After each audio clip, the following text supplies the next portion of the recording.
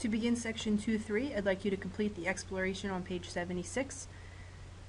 In the activity, I'd like you to follow through steps 1 through 6, copying your answers from this activity in your notes, actually going through the calculator functions, plugging everything in that it tells you to do, so actually participating in the activity 1 through 6.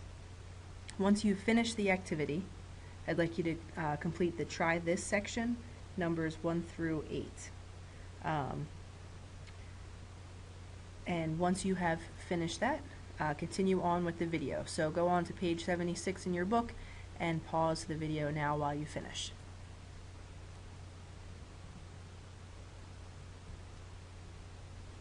In chapter 2.3, we'll be solving quadratic equations by graphing and factoring. So you should have completed the activity. Now your answers for 7 and 8, the last two from try this. Number 7 should be yes, because the graphs cross the x-axis at the same points. And number 8, what we should have seen was that the x-intercepts of the quadratic function are the same as the x-intercepts of its linear factors. The axis of symmetry is located halfway between the x-intercepts. Alright, so we're going to first define the zero of a function.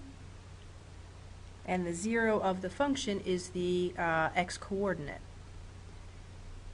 Remember, when you find the x-coordinate, it's the x value that gives you a y value of 0. Okay, so x-coordinates are the zeros.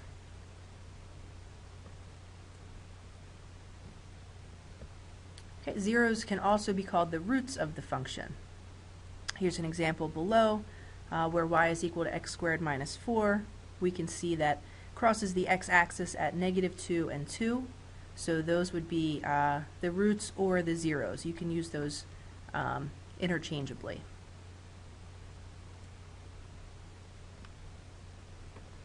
Okay, first finding the zeros of the function by using a table. So what I'd like you to do, enter this into your graphing calculator and look at the table. Okay, remember the table is second graph.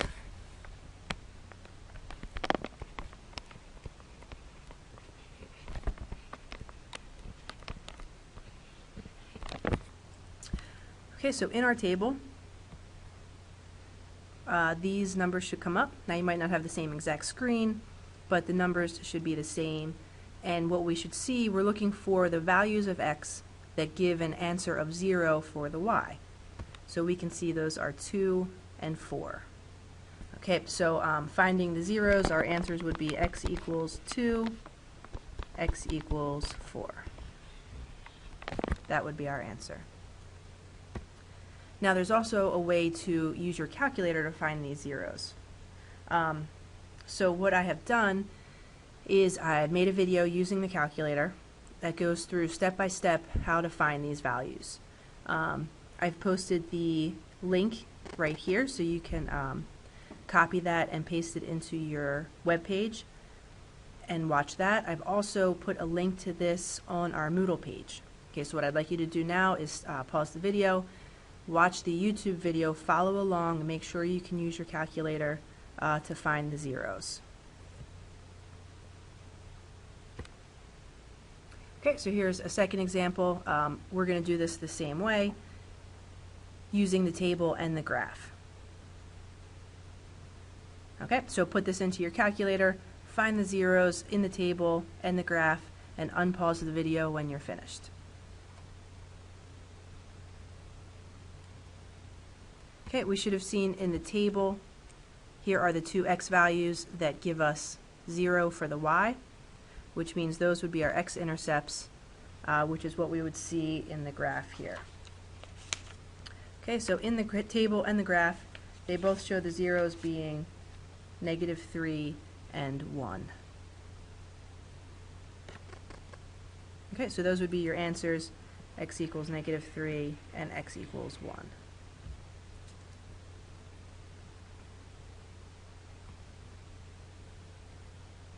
All right, we can find the roots by factoring, so finding the roots algebraically rather than graphically. And the reading math section here, this is just to clarify. In your book, they refer to functions having zeros or x-intercepts and equations having solutions or roots.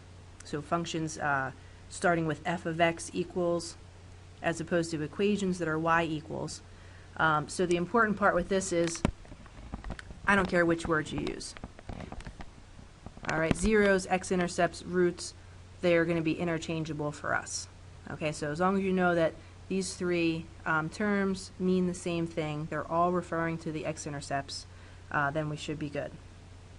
The zero product property, it looks a little confusing. We don't have to copy all this down. What the zero product property says is that if you multiply a term by 0, you're going to get 0. So it doesn't matter if it's the second term or the first term. When you multiply by 0, you get 0. This is just the idea that we're going to use when we start to factor. All right, solving by factoring. What we need to do is set this up. We're going to break this into two factors. All right, now when you factor, you want to think of two numbers that add to this middle term and multiply to the last term. So if we think about the multiples of 6, we have 2 and 3, or 1 and 6. So we want to pick the ones that add to 5. Okay, so 2 and 3 are going to work here. So we have x plus 2 and x plus 3. And here comes the zero property, where if one of these parentheses is equal to 0, the whole thing will equal 0. So we can take x plus 2 equal to 0 first and solve. And we get x equals -2. And our second answer comes from the second set of parentheses. When we solve, we get x equals -3. Okay, notice it's always going to be the opposite of what's in the parentheses. Okay, so here are our two answers solved algebraically. So what I would like you to do now is graph the equation and see that -2 and -3 are the x-intercepts. Okay, it's a good way to check your factoring and your solving. Okay, so pause the video now and look at your graph. Unpause it when you're ready for number 2. Okay, for number 2, again, we are looking at multiples of 6. This time we want the ones that add to 7. So we're going to take the second set this time, and it's going to be x plus 1, x plus 6. When we solve each of these, x plus 1 equals 0, gives us -1. When we solve the second one, x plus 6 equal to 0, we get -6.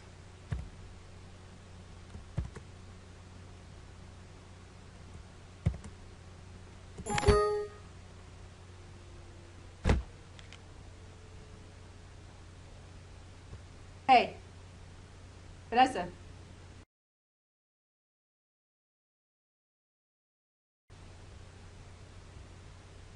Okay, sorry about that. Here we are.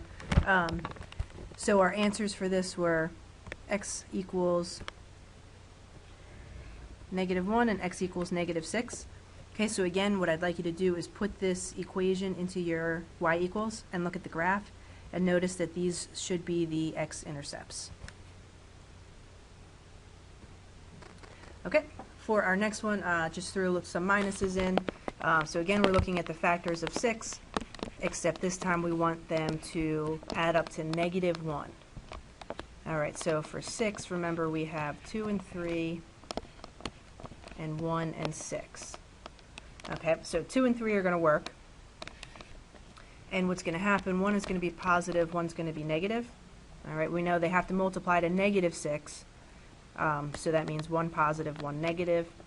Since we want them to add to -1, the negative number has to be bigger. So it has to be -3 and +2. So -3, +2. Then we take each parenthesis, set it equal to 0. We get -2 for the first one.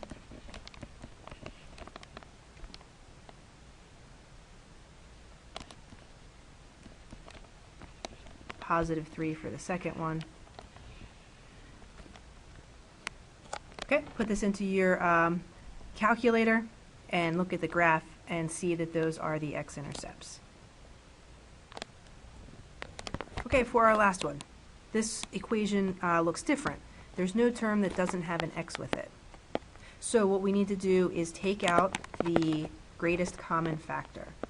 So we look at 3x squared, we look at 6x, and we see that they have a 3x in common. So what's left in the first term is just an x. What's left in the second term is a -2. What we're going to do is set each term equal to 0 again. Okay, every spot that has an x, we need to solve for. So if we take the first one, 3x equals 0, 3 times what will give us 0? X equals 0. Then the second part, set x minus 2 equal to 0, solve x equals 2. Okay, and if we put that into our calculator, we should see those as the x-intercepts.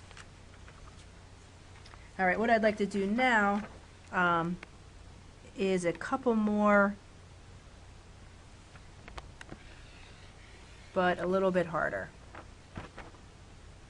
So the first one is 2x squared plus x minus 6 equals 0. So notice this one is different because the a, the leading coefficient, is not 1. So now it's equal to 2.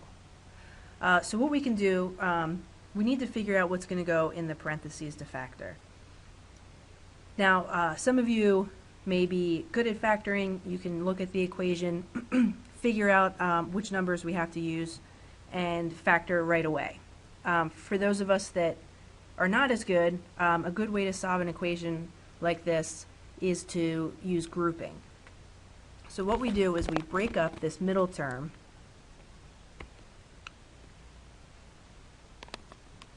this plus x, we want to break it up so that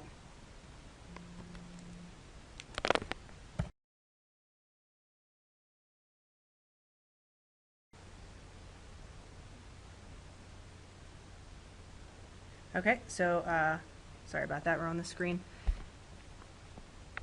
So we have this plus x here that we want to change.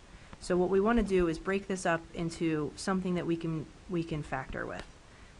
So we're going to write this as 2x squared. We're going to change this to plus 4x minus 3x minus 6. And you'll see that the middle term still simplifies to 1, but now the 2 and the 4 have something in common, and the 3 and the 6 have something in common. Okay, so that's how we picked 4 and 3. So what we can do now is group these. We have 2x here as a common term.